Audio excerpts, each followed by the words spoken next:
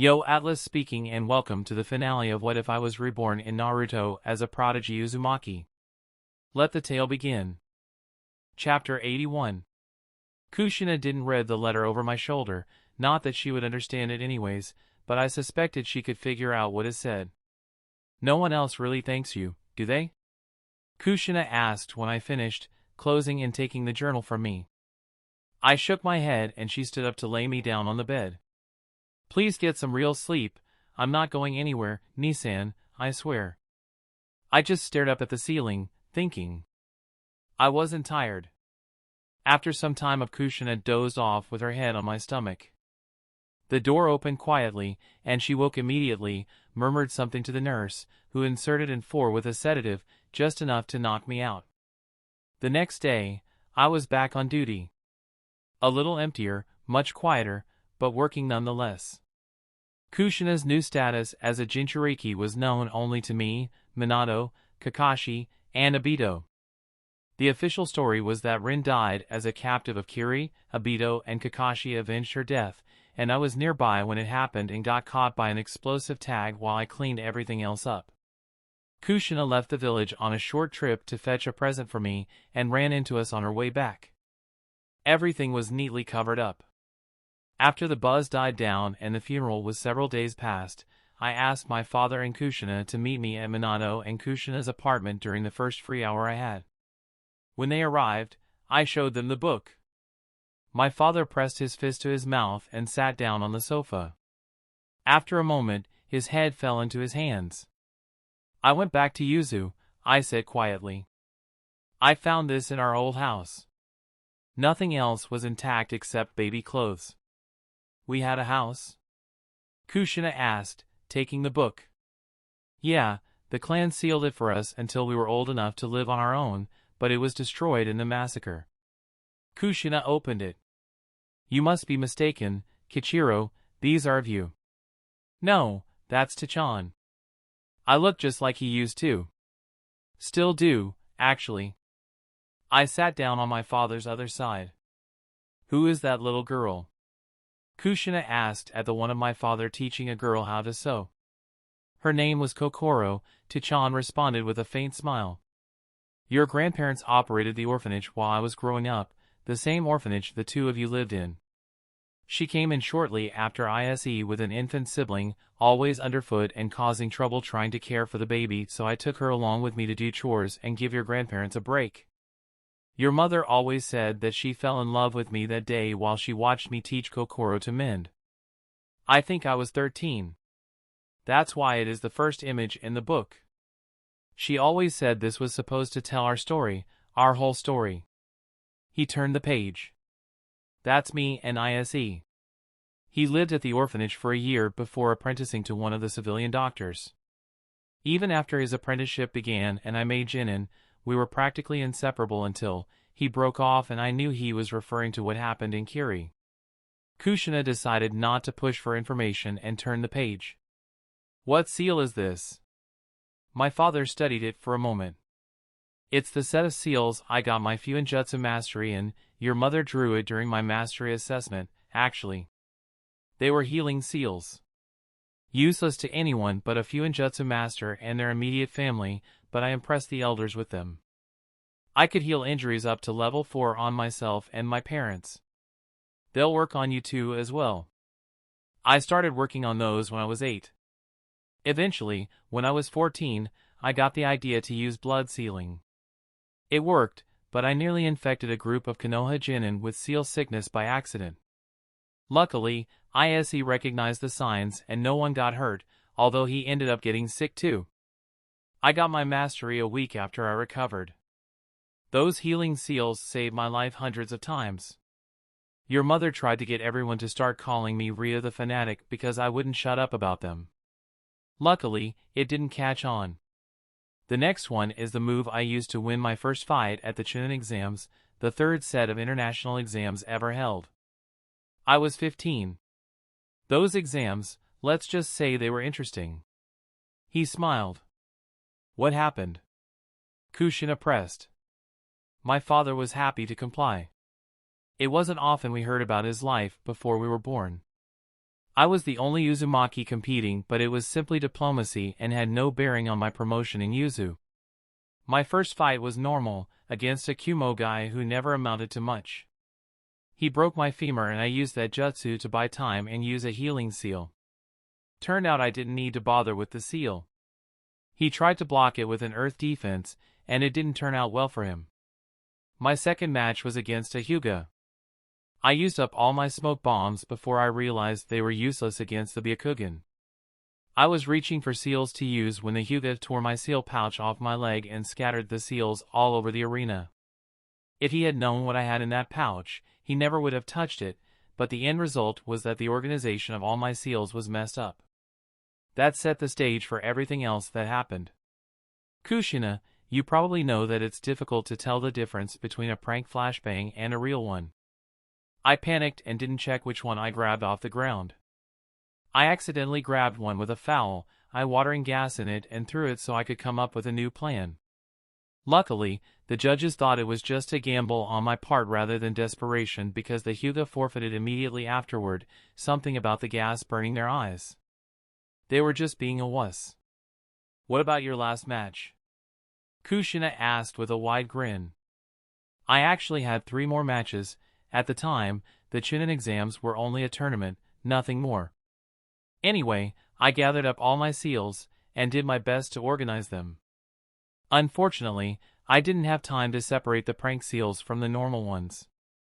My next match was a mess and the effects of the seals surprised me just as much as my opponent.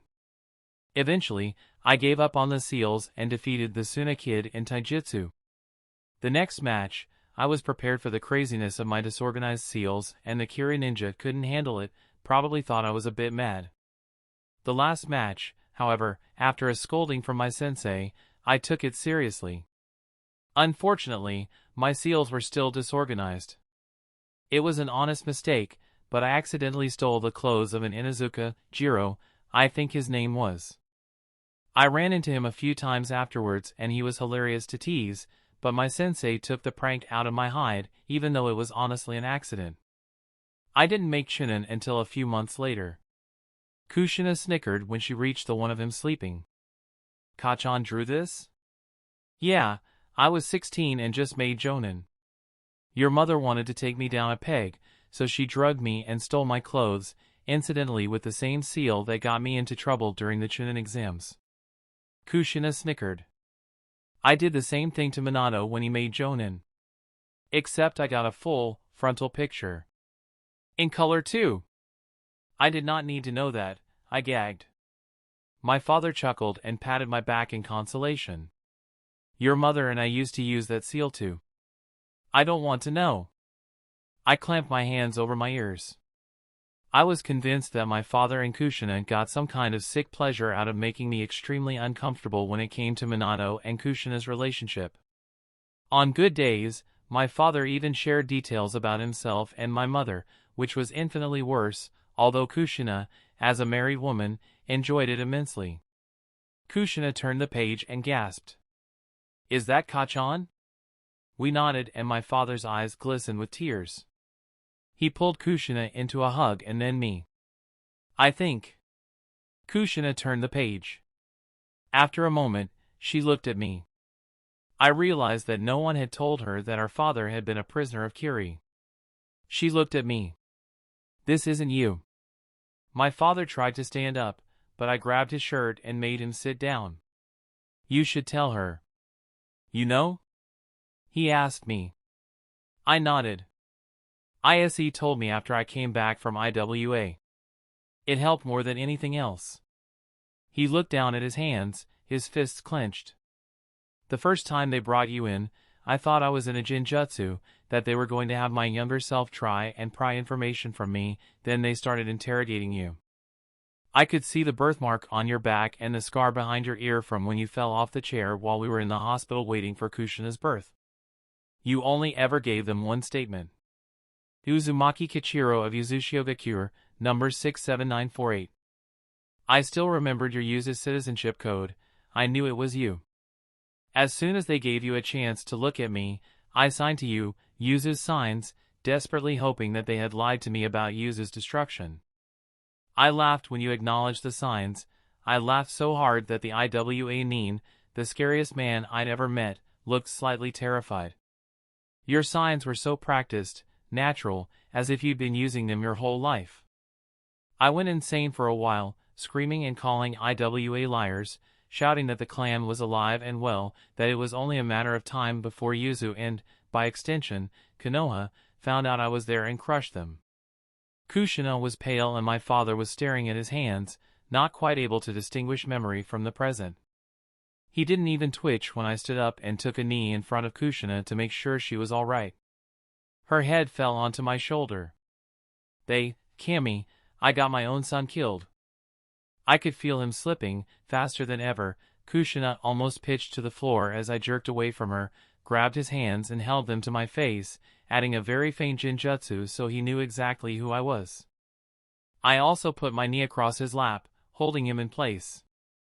Tuchan, I'm right here, I'm fine. I knew exactly what he was talking about. They had broken my left collarbone and left a massive gash from my left temple to my chin. Now, the scar was barely noticeable, just a thin white line. It couldn't be felt. I'd never seen him slip this far. It was terrifying. His hands tightened around my face, tracing the scar. Kichiro, you're alive. Where, what happened, how? Tuchan. Kushina. Kami, you're all grown up, you're both grown up. Where are we? What happened? Kushina burst into tears, the book falling from her hands. I grabbed it and stuffed it in my pocket. Where's your mother? Where's Midori? Tuchan, she's dead, she died before I was 3. He tried to pull his hands away, but I held on. Where are we? What's going on? He demanded, almost hysterical. Kushina grabbed his arm and held on tight. We're in Konoha, in Kushina's home. She's married now. I wasn't there. You were there, Tuchan. You were there, Ise was there too.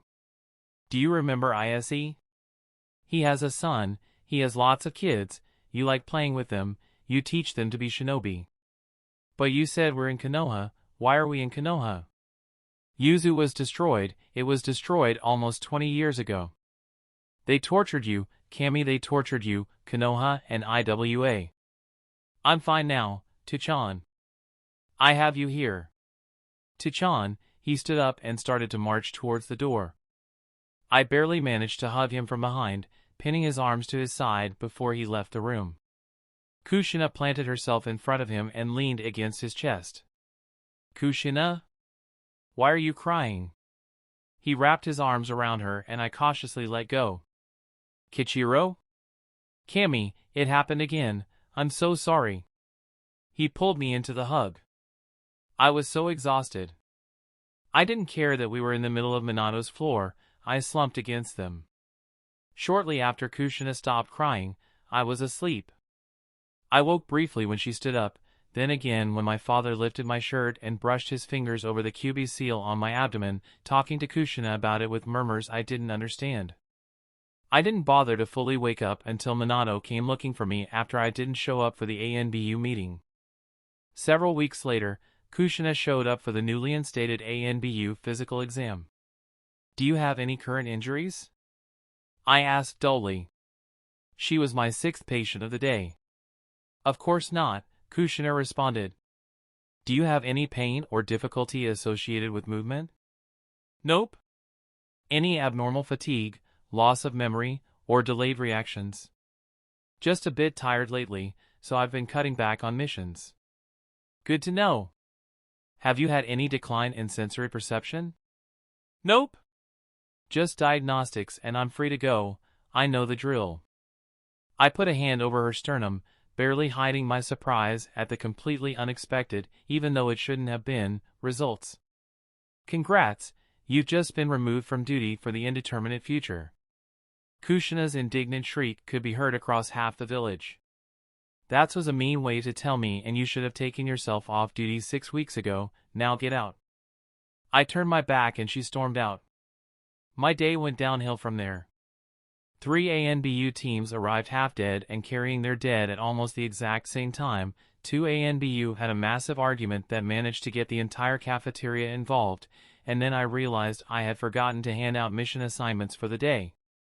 When I made it home that evening, barely in time for dinner, I got the cold shoulder from everyone except my father, which was extremely odd, especially since the entire family hadn't eaten together since before Minato was appointed Hokage. Even Nagato was barely civil with me. Normally, I wouldn't have said anything, but I was more than a little irritable. The kids ate and vacated the room as soon as possible. Alright, what did I do this time? I exploded, standing up sharply as soon as the last one scurried out. Why the hell would you kick me off duty for no reason? Kushina snapped, shooting to her feet. Why the hell would you try and stay on duty? Are you trying to kill yourself? I was just a little tired, that's all. No reason to kick me off. Are you a blithering idiot? Reducing missions doesn't cut it. It's the logical answer. Why the hell are you acting like I did something unspeakable? Because you're being a selfish brat. For once I'm taking care of myself. You call this taking care of yourself? What the hell is wrong then? There's nothing wrong. She tried to lunge forward, but Minato and Nagato caught her at the last second. My father grabbed my arms and started to pull me backwards, out of the room, a faint smirk on his face. Is everyone here blind as well as insane? I yanked myself free and gestured sharply towards Kushina, heedless of the way it looked like I was throwing something at her, and everyone flinched back. Before I could bite it back, a sharp stream of English expletives exploded from my mouth. She's 12 weeks pregnant for Cammy's sake. I finally managed so everyone could understand. The entire room was struck dumb. How? Kushina asked me. Minato looked just as confused. Are you kidding me? I snapped. How can I possibly be pregnant? Obviously you've gotten hit on the head recently. There are 5 other doctors in this room and 11 people here with children. I am not going to be the one to explain this to them again. Again? But that means, oh.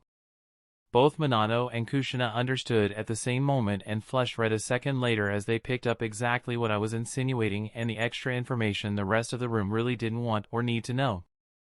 Nervous and uncomfortable laughs rang around the room. My father, the only person who wasn't actually worked up about the situation, only smiled even wider. He no doubt already knew and just let everything play out. He just seemed to have a sixth sense for everything that happened around me and Kushina. I still don't get it, Natsuki piped up. She was just barely close enough for me to lightly smack the back of her head. Think back to what you were told about the birds and the bees, I told her before tuning on my heel and marching out. She went as red as her hair as the congratulations started and everyone huddled around Kushina. Natsuki followed me out of the room and upstairs. What do you want? I asked as I flopped down on one of the mattresses and closed my eyes. The room had changed a lot and not at all. Aside from the bathroom in the corner, there were no rooms, only mattresses strewn about the floor, a handful of them pushed together. By the window, there was a mess of pre-packed mission bags, and throughout the room there were kunai, uniforms, sunbon, and other miscellaneous shinobi supplies. The uniforms were different and more numerous, the weapons quite a bit deadlier, but otherwise the room was remarkably similar to the room from years ago. Bad day? What do you want? I repeated. I want to join ANBU. You need a sponsor. Who do I ask? An active agent. You could sponsor me. I could, but I'm not going to. Nagato would. Then go ask him. Kushina would. In case you missed the entire shitstorm, she's not an active agent anymore. Kagami-sama is retired. Sakumo-sensei also officially retired. Only shows up to give me trouble or when Kakashi is out of the village and he doesn't know what to do with himself. You could. I cracked open an eye and looked her up and down. With a bit more training, you might be able to make the cut. I still won't sponsor you. Politics and all that. I closed my eye. Ass. Ask your brother. She was not amused. Providing an ANBU sponsorship was probably the only thing Nagato wouldn't do for his little sisters, especially Natsuki. Naomi's technically an ANBU. Just because someone's sensei is an ANBU doesn't land the student there as well. Naomi doesn't have a mask, therefore, she is an ANBU. Do you not want me an ANBU? No, I just don't want half the Uzumaki shinobi legacy to be ANBU. I was trained with ANBU techniques, so are you, Nagato, and Naomi. You still haven't finished your retraining with my father. Come on, you know that's just redundant. I don't care. The Uzumaki training is uniquely suited to our chakra and personalities. You're just being mean. Do you think it's too hard? You and Kushina are going through the retraining. That's because Kushina and I are too old for it. Nagato is too old as well.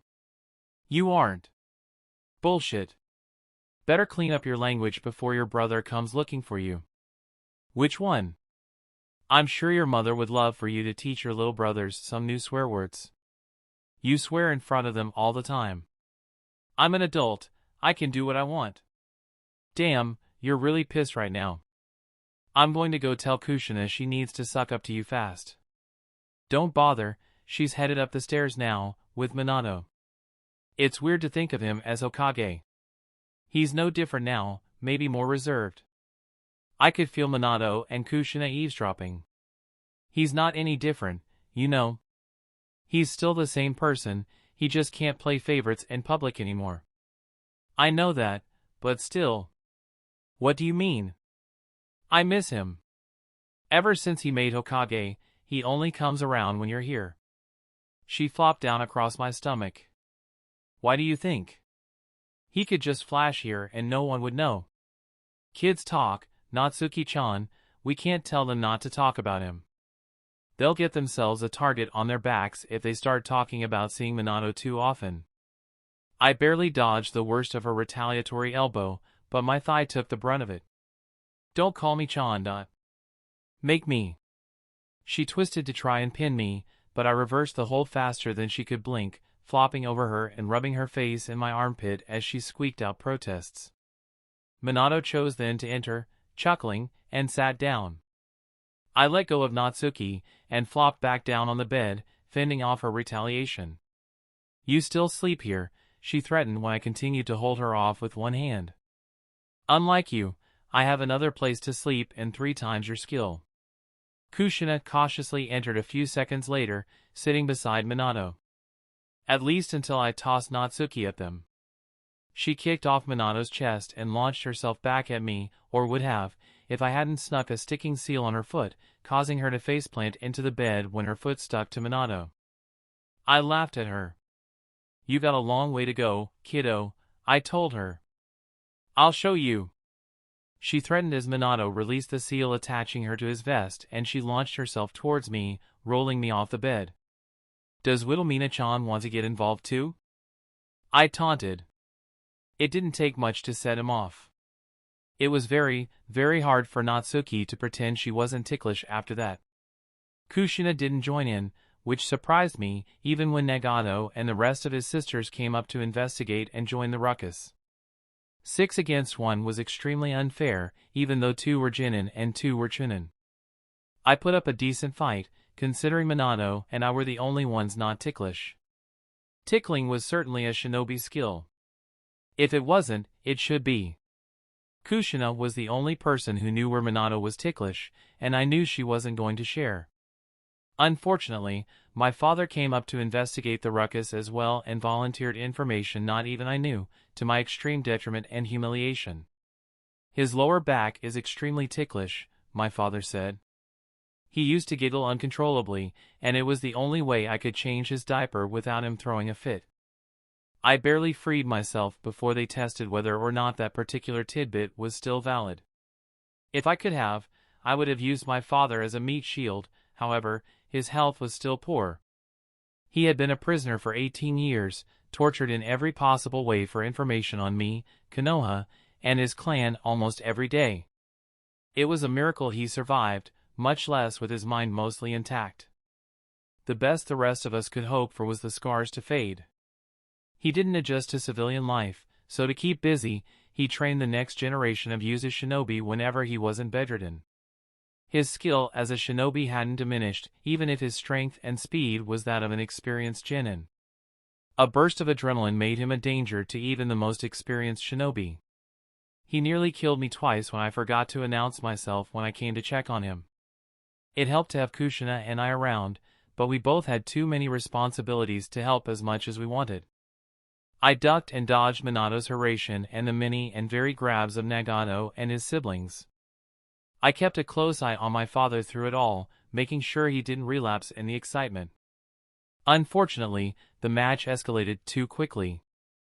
I barely caught one of the signs my father was going to fall into a flashback. Naomi tried to use my father's shadow to sneak up on me, but my father nearly slashed her throat in alarm. I caught the blade on the back of my wrist, but in my haste, it didn't hit the metal plate, it went through the gap between my glove and my sleeve, biting deep into the muscle. The smell of blood made everything worse. Nagato and Minato got the younger shinobi out of his attack range by the time he took advantage of my distraction and slammed me to the ground. His hands closed around my neck, nearly cutting off my blood supply as well as my air. I didn't fight him. I could have, but it would only continue to play out the flashback. If I didn't resist, he would come back to himself much faster. I let my hands fall to either side of my head. It was extremely dangerous for me to do. He could have snapped my neck in a heartbeat. Fortunately, while he was held prisoner, IWA tried to use me against him, giving him pictures of me. While I was held captive, they used me against him. It took nearly a minute for him to recognize me and loosen his grip as the flashback faded. "Not again," he murmured as I gasped for breath underneath him. He rolled off me and started to leave. "Tuchan, no!" I rasped after him, struggling to my feet as my body protested. He stopped, torn between taking away the risk to me and fixing the damage. "It's okay, Tuchan, everything's okay, please, don't leave." He looked over at the side of the room where Kushina was shielding everyone else, a hand over her belly. "He won't let anyone else take care of him," she said, barely audible. "Please, Tuchan, don't go." It was more for his sake than anyone else's, and we weren't even trying to hide the emotional manipulation. Blood rushed to my head and I swayed dangerously where I stood. I would have fallen, medic or not, if he hadn't caught me. I tried to sit up, but he had already applied a paralysis seal and was applying seals all over my body. I forced myself to stay calm, even though I really wanted to burn the seals off. I hated it when other people put seals on me. After a few seconds, I felt his chakra start to course through me, healing the daily bumps and bruises I hadn't bothered with, as well as the cut on my wrist. "Those seals are too complicated, I don't know what they do," Kushina murmured. My father took the paralysis seal off, but before he could pull away, I sat up and hugged him. Kushina knelt and pulled us both into a hug. After a long moment, my father reciprocated. When I was sure he wasn't going to try and leave, I loosened my grip and leaned against them. A few seconds later, Kushina started prodding my father to teach her the seal he put on me. I didn't listen to the explanation, it was too far beyond my comprehension. Everyone else respectfully shuffled out of the room. Chapter 82. On the first day of October, I was wound tighter than a drum. On the second day, I made Minato go over all the contingencies until he kicked me out of his office. On the third day, Minato made me cover for him while he personally prepared the house outside the village that Kushina would give birth in. On the fourth day, Kushina and my father managed to distract me for most of the day. On the fifth day, Minato tried to trick me into telling him why I was so inexplicably on edge. It didn't work. On the sixth day, Nagato sedated me when the stress, tension, and fear gave me an irregular heartbeat. How he knew about the heartbeat when I didn't allow anyone to touch me as soon as I noticed the problem, I had no idea and chalked it up as some of the scary-ass shit he could do with his eyes. I spent the rest of the day and night asleep, oblivious to a seal attached to the bed that would set off an alarm if I tried to move too much. On the 7th day, I regained my focus and composure. On the 8th day, I verified contingencies and arranged for the entire clan to be under the best protection in case someone tried to target them. On the 9th day, I spent the entire day meditating, alone, trying to find, or at least draw the attention of whomever I knew was going to attack Kushina. On the 10th day, I stayed with Kushina until she went into labor that evening. We were lucky Minato's apartment was soundproofed or she would have panicked the entire village that evening. Minato flashed in after a few seconds, then took the two of us to the safe house. He flashed away and returned with Biwako as a heavy feeling descended on my chest. I knew things were going to go horribly wrong, but I sat down beside Kushina and closed my eyes, drawing on the Kyuubi's chakra to quadruple my sensing range and blocking out the sounds from the birthing process behind me. 3 hours later, the cry of an infant broke through my concentration, but not enough for me to miss the chakra signature streaking towards us. I barely managed to intercept the assailant before he could engage Minato. It was a man in an orange swirled mask, but it wasn't Madara. By the time I killed the first assailant, 2 more streaked in behind me, one snatching Naruto away as Biwako handed the baby to Minato. The second tried to stab Biwako in the back, but I dove in between, the blade impaling my chest. There was a reason they went for Biwako and not me. She swung around me and broke the assailant's neck before he could pull the blade free. She didn't even look at who she killed. In one fluid motion, she went from killing a man to lowering me to the ground and beginning the healing process. She didn't even pause. Naruto! Minato cried out. I helped heal, but dumb luck had the injury disrupting my ability to mold chakra, so the only thing I could work on was fixing my chakra pathways.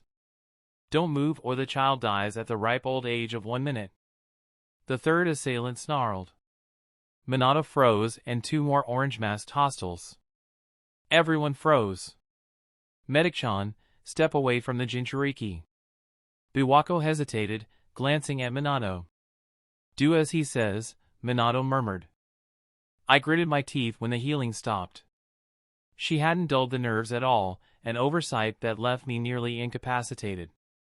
The 2 newcomers slapped me with ineffective chakra-binding seals and grabbed me under my armpits. Don't follow, I hissed. They're trying to, they shunshined away before I could finish. The shunshin lasted far longer than it should have, and the 2 hostiles dropped me on my face at the end of it. I started to struggle to my feet, holding my wound, but when blood practically gushed between my fingers, I thought better of it and collapsed. It would probably be better if my captors thought I was worse off than I actually was. I wanted him unharmed. A very familiar voice snapped. He killed one of us already, we had to incapacitate him. 10 years of training and you can't take care of 4 distracted people? Madara snapped. He did not sound anywhere near as old as he should have been. I discreetly deactivated 2 of the chakra tags with a smear of blood and began working on healing myself, curling around my stomach so they couldn't see my hand glowing. Madara continued to upbraid his minions. As soon as I could mold chakra well enough, I pulled a seal out of my kunai pouch. Before I could activate it and Hiraition out of the immediate vicinity, one of the minions tried to snatch it away. They only managed to tear off a corner of the tag, but it disrupted the seal anyways. I growled at the minion and they backed off, even if the sound was wet and weak. Kichiro-san. Madara greeted amicably. I had no choice but to force myself to stand, just so I could see him and spit in his face, which I did. He didn't look much older than the Sandaime, but his chakra had definitely faded with age. He calmly wiped the spit away while his minions protested but were too scared to get near me. And what, pray tell, was that for? You didn't listen to a word I said 14 years ago. 14 years is a long time, even by my standards. Damn you. I'm leaving. I turned on my heel and started to leave. Go ahead and try to find a way out. I suddenly wished I'd bothered to pick up laying seals without ink and supplies. I could do the Hiraition. It was clumsy and my range was only a few hundred yards. I knew the theory behind the Rasengan, which would have been extremely useful in busting myself straight up, but I hadn't actually managed it, to my frustration. I sincerely hoped the cavern we were in wasn't more than a mile underground. Judging by the freshness of the air, it was probably only a few hundred feet. Madara didn't figure out my solution until it was too late. I stamped my foot on the ground and destabilized the entire tunnel system within 300 yards in every direction, my hand on my stomach to loosen the seal. I used the Kyuubi's chakra as a cloak to protect myself from the falling debris and speed up my healing by a lot. I only stuck around long enough to confirm Madara's chakra was gone. A pulse of the Kyuubi's chakra pointed me towards the nearest town. I ran towards it until I heard a massive roar coming from my left. I leapt up into the treetops and only needed one glance. The sandbai had been freed and was ravaging the village. A bright flash nearby, the origin of which I had no clue, jolted me out of my horrified trance and spurred me towards the village as fast as I possibly could. I made it to the southern ANBU entrance, only to find the sandbai sitting in the middle of the village. It released a guttural roar, ensnaring most of the shinobi trying to stall the creature in a widespread jinjutsu. It was much, much bigger than the 2 times I faced it, as big as the Kyuubi would have been had I dared transform. With an equally powerful burst of chakra, I dispelled the jinjutsu. A massive flash of light illuminated the Hokage monument, drawing the sandbai's attention. It spun around faster than a creature that size should have been able to. I crouched, about to leap forward when the sandbai raised its tails, then began to slam them down. One tail dropped straight towards the hospital. I leapt forward, preparing my strongest jutsu that would blow the sandbai's entire tail off. The second tail would only hit the main road, minimal loss of life, but the third tail swung far wider than it should, and as I leapt onto one of the taller buildings, I saw exactly where it would fall. The house glowed with defensive seals, but they had already taken more damage than they could handle and were faltering. The Kyuubi's extra sensing told me that everyone, my entire family except Minato, Kushina, and Naruto, were inside the house, struggling to repair the damages. If the sandbai's tail fell, not even the children hidden in the basement would survive. I hated myself for it, but I would make the same decision every time. Even though the hospital had more people at risk, I raced past. The hospital was flattened, my family was not, even though it left me lying on the roof, barely alive. The sandbai was completely missing a tail and turned his attention towards me. As his eyes fell on me, I was barely able to stay conscious. My father landed beside me and began a chakra transfusion. While the sandbai was distracted with me, Minato transported it outside the village. I knew what he was planning. Even without my unique knowledge, I would have known. Minato didn't have the skill to properly seal the sandbai because he never studied Jinchuriki seals. There was no reason for him to. Between childbirth and having the sandbai extracted, having the biju resealed would kill Kushina, if she even had the strength for it. Kichiro, don't, my father tried to stop me, but I had already taken off running. I didn't know how, but I had to stop him. I landed just as Kushina's hand, the one not filled with an infant Naruto, hit the ground. A barrier sprung up, a barrier made to specifically keep me out. Kushina's hair had been raggedly cut, as if it had been caught in something and she had sliced it with a kunai to free herself. Minato landed beside her a second later. Minato had a katana in his hand, my katana. I had no idea where or how he got it. The only time I had seen him resort to a blade was when I had pushed him so far in a spar he had no chakra left. He was as good as I was with it, if not better, but it was his absolute last resort. I didn't even want to know what Minato had faced. He had been severely outclassed. For the briefest of moments, they met my eyes, holding each other, Naruto sleeping peacefully in the crook of Kushina's arm, despite the chaos around him and the roaring sandbai in the background. Whatever happened while I was gone was far worse than anything I ever imagined for it to leave Minato in that state. I didn't have any idea what or how it happened. I slammed my fists against the barrier, screaming for them to stop, for them to find another way, but there was no way they would have been able to hear me. I couldn't even hear myself over the sandbai's roars. Naruto was wrapped in my haori, which my father had sewn seals into that would turn away the worst of flying debris when they were active. The seals glowed with Kushina's chakra. They stood there for a seemingly endless moment, just looking back at me sadly. Minato's left sleeve had been completely incinerated, leaving a nasty burn behind. Kushina wore a plain, sleeveless, gray robe, but it barely covered her. She had been fighting, blood soaked her sleeve and arm holding Naruto. The infant had a scratch from the corner of his nose to his earlobe. Minato had a kunai still thrust through his calf, and I had no idea how he was still standing. I could have handled their injuries, their exhaustion, their sadness. I couldn't handle their silent apology to me. I couldn't handle their utter terror. They knew they were going to die. They knew that whatever seal they were planning would kill them, and they were utterly terrified of it. It had been so long since I had last seen them scared. The last time I had seen them so terrified was in the aftermath of their kidnapping by Suna. Seeing their expressions again brought forth the image of their traumatized 8-year-old selves, huddled in the middle of Minato's old, dingy apartment. Tears blurred my vision and made ugly streaks down my face. After another second, and the moment was broken. Minato made a hand seal and a crib-sized stone table rose from the ground. I pounded on the barrier, screaming fruitlessly. "Don't, please, don't do this, you can't." Kushina laid Naruto on top of the ceiling altar. The Sanbai started to charge towards them, but Kushina's chakra chains sprang from the ground and pinned the Biju. They were a quarter of the size I had last seen them and could barely restrain the Biju. I bombarded the barrier with as many jutsu as I could, but they were weak and barely would have posed a threat to a Genin. Several people landed behind me, but I ignored them, violently assaulting the barrier with my fists and feet.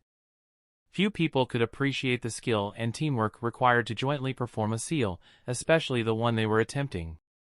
It was based off one of my inventions from before I became a Genin, which I thought I had thrown away when I realized it wasn't strong enough to hold anything more than the Rokubi. In joint sealing, the results were well worth the effort. The seal would do exactly what it was intended, and it would take a similar joint sealing effort to break it. It would be a long time, if ever, before another duo would be able to match them. Not even me and Nagato, at the height of our Fuinjutsu skill, could have done anything like it. They knelt on either side of Naruto and held out their hands to make hand seals like a macabre clapping game. I could see their chakra flowing out through their hands and forming the seal on Naruto.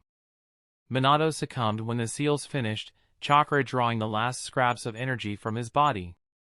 Kushina still held his dead hands on the last seal. The Sanbai found himself rapidly absorbed into Kushina's chains for the second time. I could see his chakra traveling through the chains, through her, and into Naruto. The infant awoke with a scream as the Biju chakra poured into the seal.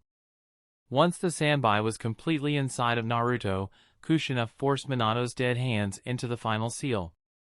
The moment she completed it, she stood, her legs shaking, and dragged herself around the stone table to kneel beside Minato. She closed his eyes and kissed his forehead, murmuring something I was too far away to hear. The barrier fell and I dashed forward, but before I could take more than a few steps, Kushina's hands came together in one final seal, a cross, and Minato's body burned to ashes. I watched as she died as well, and the jutsu cremated her, leaving nothing but a smear of ash. My voice broke from the screaming and I fell to my knees beside the ashes. "Come back, please come back, I'll do anything," I wept. Nagato landed and tried to pull me away, but I shoved him back, too far gone in my own grief to see beyond myself.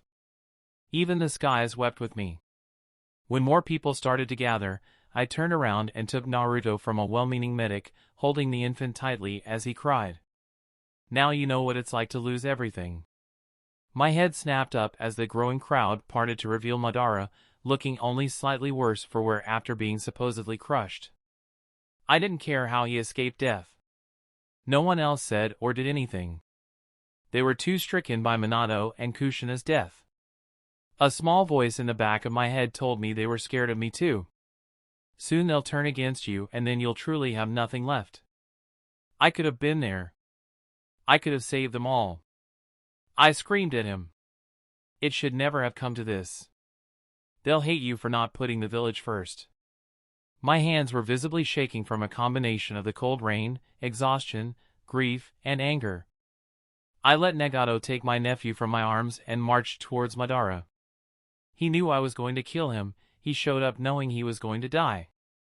Somehow or another, he was responsible. I knew it.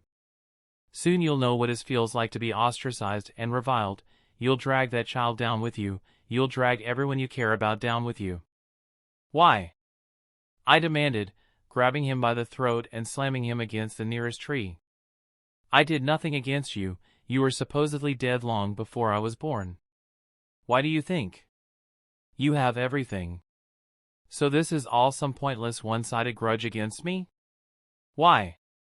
I nearly begged. Tears mixed with the rain dripping down my face. You kept me away. I could have made sure it never came to this. He just grinned at me. What do you want? I screamed in his face. I tell you that and it'll never happen. Enjoy the rest of your pathetic, he screamed as I slammed my hand into his chest and slowly, in the most excruciating way I knew, ripped out his heart. I forced him to remain alive and conscious as I held his heart in front of his face and crushed it. I wasn't going to let him die from that. Instead, I let him feel himself suffocate before I broke his neck. Godforsaken animal, I snarled at his body. He was dead. I was absolutely sure of it, but everything I spent the past 18 years working towards was still in ruins for no good reason, for no reason that I understood. I tuned on my heel and walked back the way I came. Kagami, beaten and bloodied until he was almost unrecognizable, stepped in front of me. I looked up and met his eye. I knew he was going to knock me out. I had lost control in front of at least 100 witnesses. By this point, most shinobi went on a homicidal rampage. After a few seconds, his eyes swirled red, going straight to the Mangekyo. An extremely powerful Jinjutsu settled over me. I could feel it, but not even the Kyuubi could have broken it. My legs buckled underneath me as my chakra gave out. Chapter 83. I woke up in an ANBU holding cell, alone. My chakra was sealed away by seals I couldn't break, no matter what I did or how hard I tried. I didn't even know such seals existed. The seals were inked beneath my top layer of skin. Not even the Kyuubi could break me out of them. I wore nothing but a pair of loose shorts and the room was bare except for a ring in the floor for chains. The door was nothing but an outline on the stone wall. The small slat for someone to see inside the room was closed tightly. I could barely have fit my fingers through if I bothered to try. The slight bit of light came from a seal carved in the ceiling. During the day, it would give a little bit of light. During the night, it would give nothing. Kushina and Minato's deaths hit me for a second time like a physical blow. I rolled over, my back facing the door and curled into a ball. I couldn't move. Without warning, the light shut off. I fell asleep shortly after that, waking when the light turned back on. Time dragged by as I was left alone in my thoughts. It was not a good place for me to be. More than once I leapt up and pounded on the nearest wall, screaming, begging for it all to end until my knuckles and feet and knees and arms were oozing blood. When the light shut off, I didn't fall asleep. I couldn't. I sat with my back in the corner, my knees curled against my chest and my face hidden from those who may have looked in. I didn't move from that position for the entire night and through the next day. By the next evening, I was so weakened from dehydration that I couldn't move. My lips were cracked and my mouth dry. The next morning, 3 unrecognizable ANBU with blank masks entered and dragged me to the center of the room, forcing me to kneel and chaining my wrists and ankles to a metal loop in the floor. Each limb had less than 2 inches of slack. They force-fed me some water and a little bit of food. I didn't resist. They left me there and sometime later, Kagami entered, closing the door behind him. He looked almost entirely recovered, though he walked with a bit of a limp. The Sandaime took back his hat, I concluded, my voice monotone and my head hanging. Correct. And since Minato and Kushina are now gone, Nagato has practically vanished from everywhere but ANBU in his home, and Sakumo would never speak out against you under any circumstance. There are no ninja able to protest or have a desire to bring attention to any action you and the Sandaime take against me. Again, you are correct. He started to circle me. I don't know anything that happened here between the time I was taken by the masked men and when I got back and found the Sanbai ravaging the village. I deduced as much. You're taking advantage of the fact I have absolutely nothing to lose. I am. I'll tell you anything you want to know if the rest of my family and friends aren't brought into it. You're not in any position to make such a demand. I'm not, but you won't involve them anyways. I'm not trying to be cruel, Kichiro-kun. I know. You are aware of the existence of the Mangekyo Sharingan, correct? Correct. And you are aware that I possess it, correct? Correct. Each user has specific abilities associated with their individual Mangekyo. I know. Mine is the ability to see and manipulate all memory, including sealed, erased, suppressed, and forgotten memories. I didn't answer as chills racked my body. The primary side effect is the victim experiences their thoughts and memories again, all of them, in as vivid detail as they did the first time. It can take up to a week for the visions to fade. Tears burned in my eyes as Kagami took a knee in front of me. You knew something was going to happen, but you didn't tell anyone anything. You don't have a choice now. Anything relevant will be shared with the Hokage and he will decide where the information goes from there. I will not alter your memory except to prevent you from becoming trapped in an endless loop.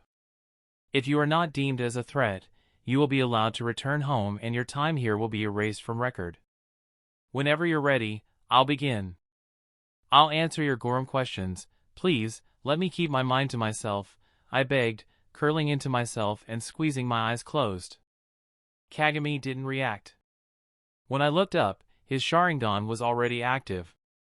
Omoikane, he stated, his hands held in the serpent seal, as if he was praying. The first thing I registered was pain. It hurt to have Kagami inside my head. I couldn't suppress it and barely registered when he pulled out of my mind. My throat was sore from screaming and my body ached from thrashing, the chains chafing at my wrists.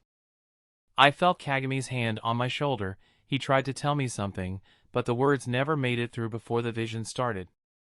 My time in my original world passed extremely slowly. I suspected it was because Kagami had focused very closely on them, learning and memorizing information he couldn't get anywhere else. When it reached my adult years, I focused on the mild imprints of Kagami's reactions, unsuccessfully trying to block out the memories I tried so hard to forget. When the visions finally caught up to the present, I was physically and emotionally exhausted. I wasn't in the dehumanizing ANBU prison, but I wasn't lying in the hospital either. Padded cuffs around my ankles and wrists prevented me from moving much. I partially sat up and looked around the room. I was home in one of the small bedrooms. Outside the door, I could hear several people talking, but I couldn't make out what they were saying. The door opened, and a woman with ankle-length red hair backed inside. Kushina? I sat up sharply, yanking at the restraints. The conversation outside stopped. When she turned around, I felt like someone punched me in the gut. It wasn't Kushina. Misaki scrubbed at her eyes as she closed the door behind her. I'm sorry, Kichiro-kun, she murmured, sitting down beside me and putting her arms around my shoulders and awkwardly hugging me.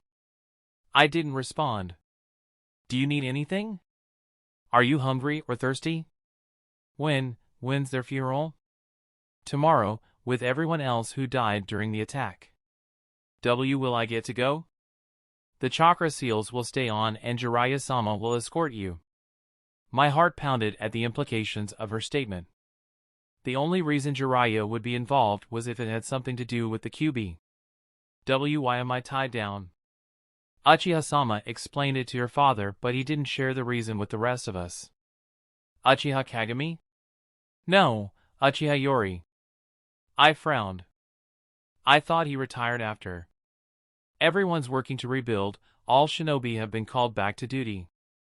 I volunteered to stay here with you and the children too young to help. I should be out there. No, you should be in the hospital. You're sick. How would you know? I scoffed, but immediately regretted it as she pulled away. I've spent the last 6 years working with Tamaki to develop seals to heal minor injuries and run diagnostics. We haven't had a lot of success, but the little we've had is vital. Your father had been trying to help, but his theories are so advanced that we don't really understand. Less than a quarter of the shinobi and civilian doctors survived the Sanbai's rampage. Everyone in the clan able to copy seals has been working non-stop since the attack. Jonin have been applying the seals.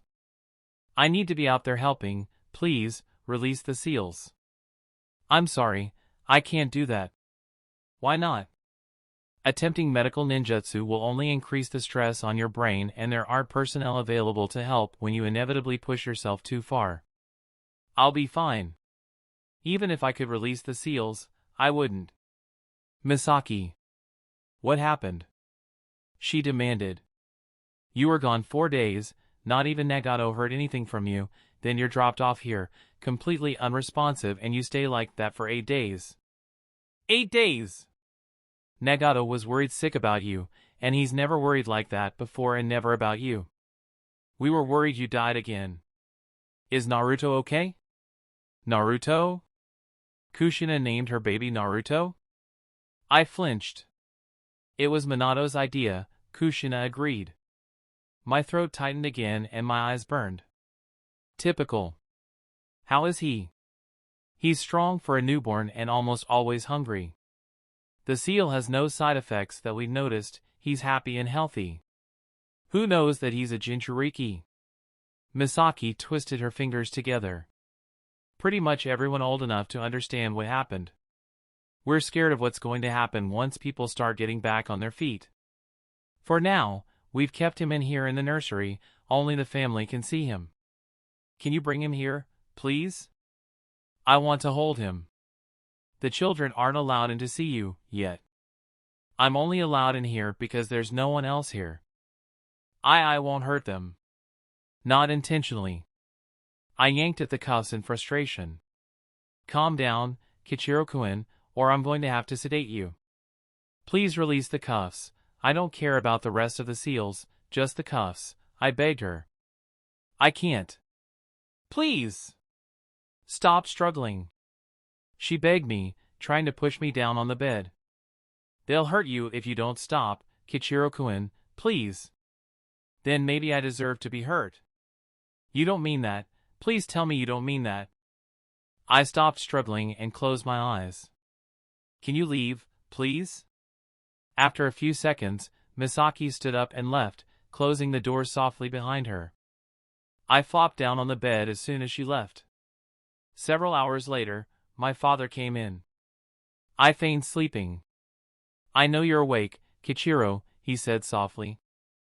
I opened my eyes as he sat a small meal on my legs. There wasn't much, just some rice and a few veggies in a bowl, but it was probably more than I would be able to stomach. I'm not hungry, I told him as I sat up. It's been over a week since you've eaten anything solid. We nearly had to put you on in 4. I'm not hungry. Kichiro. Leave me alone. That's the last thing you need. Please. Sorry, Kichiro. Please, just leave me here, I don't deserve any of this. So what? He reached over me and freed my left arm. This isn't about you, Kichiro, this is about the rest of us. I don't remember what I screamed at him, but after the first few words I switched into English and no longer had control over myself. I managed to free my other arm before I completely lost control of everything. The next thing I knew, I was lying on my stomach and my father had both my arms twisted behind me, forcing me prostrate on the bed, my ankles tangled in the chains and blankets. He had a knee in the small of my back and a hand holding my head down. After a few seconds, I realized he was repeating something and my shouting faded as he continued to chant. It was a lullaby I started singing to Minato and Kushina when they had bad nights after the Suna kidnapping. Dancing bears, painted wings, things I almost remember, and a song someone sings, Once Upon a December. He didn't quite sing, but the rhythm was there. The words were mangled by his accent, but still understandable. The English calmed me. Someone holds me safe and warm, horses prance through a silver storm. I stilled, listening. Figures dancing gracefully across my memory. When my breathing slowed, he slowly loosened his grip on my arms. Dancing bears, painted wings, things I almost remember, and a song someone sings, Once Upon a December. He carefully lifted his knee from my back. Someone holds me safe and warm, horses prance through a silver storm. He repeated it 3 more times before easing the pressure on the back of my neck. I stayed in place as he let go. "Kichiro?" he asked softly. I put my hands over my head but didn't respond. "I talked to Kagami a few hours ago," he told me what happened. After a long pause, he continued. "I think it's time for the clan to go back to Yuzu. The Sandaime won't allow it. He will. If we leave, other clans will too. The Sandaime can't risk it. We're not going to leave right away, but in a few years. The Sandaime won't be able to let Naruto leave the village. You know full well how the village is going to treat him, the Sandaime does as well. He'll become a recluse if we stay here for long. The village will celebrate our departure in a few years. The Sandaime can't lose 2 Jinchuriki. He's already agreed, Kichiro. If you agree, in 3 years, we're headed back to Yuzu." I didn't respond to that. "Think about it." He freed my ankles and set the food down on the bed, then left, locking the door behind him. I lost everything. I knew that now. If I stayed, the most likely scenario was that the Kyuubi would be extracted and put into someone else. I wasn't going to survive the next week in the village. No one volunteered information on what happened. That could only mean a lot of people I knew must have died. Because of it, the Sandaime would never let me return to my normal work, not for a long time at least. I should stay. I should accept the help offered. The entire disaster happened because of me. I even compounded the problem with the destruction of the hospital. The village would hate me for it. If I left, I wouldn't have to face any of it again. I could walk away and never come back. They would follow, sure, but I could evade even the most skilled ANBU. Remember, if the time should come when you have to make a choice between what is right and what is easy, remember what happened to a boy who was good, and kind, and brave. I stand up, leaving the food behind and placing my hand on the door. Everyone underestimates my Fuinjutsu ability because they compare me to my sister and father, but I am a master in my own right. I can't channel chakra, but I helped construct the seals that lock the door. I know exactly how to deactivate them. On the inside of my wrist is a chakra suppression seal. I press it against the seal and 2 minutes later, it fails. I listen at the door until I hear everyone head into their rooms for bed. It didn't take long. When the house falls silent, I silently open the door and slide out. I close it, the locking seals reactivating automatically, and creep towards the back of the house and down the stairs. Naruto sleeps peacefully on his back. I carefully pick him up. He doesn't stir as I cradle him. Chakra steadily rolls off him, rapidly weakening the chakra-binding seals on me. I have to hurry if I want to get out of the village without detection. I hurry back up the stairs. I climb up onto the windowsill over the kitchen sink, careful not to wake Naruto and doubly careful not to make any noise or touch anything I don't absolutely have to. Silently, I drop out of the window. When I turn around, I am face to face with Naomi, who has my sticks in her hands. I crouch defensively, holding up an arm as if she was going to hit me. The south wall has the fewest patrols. If you walk, you'll make it right when the guard changes. "I love you, Naomi," I murmur and open one arm for her. She lunges forward and wraps her arms around my waist, jostling Naruto, but he doesn't stir. "I love you too, Kichiro-sensei. Don't get into trouble for me, promise?" "Promise, but don't you want to tell anyone else anything?" "No, let them think Naruto and I just vanished into thin air." She nods and pulls back. "You'll come back, right?" "I'll come back, I promise." I walk away and she returns to her post atop the roof. I have no idea whether I will keep that promise. Less than an hour later, I am outside the village and the chakra-binding seals fail from the corrosiveness of Naruto's chakra. It doesn't hurt me because his chakra is so similar to mine, but the seals that bound me were held by the chakra of a non-Jinchuriki. By the time anyone else realizes we're gone, I have put a seal on both mine and Naruto's back, which turns our hair black, darkens our skin, and turns our eyes a dull hazel. A small seal on our sternums drains our chakra to the point where we appear to be civilians, storing some of it and channeling the rest into the ground. The next morning, we are just another displaced family moving to one of the larger towns about 10 miles north of Konoha, far enough away to avoid ANBU presence but close enough that no one will look there for us. I am going to make sure Naruto gets the childhood he deserves because my little sister would have wanted it. That's the end of this tale. Thank you for watching and taking the time out of your life to watch my videos, and with that being said, peace.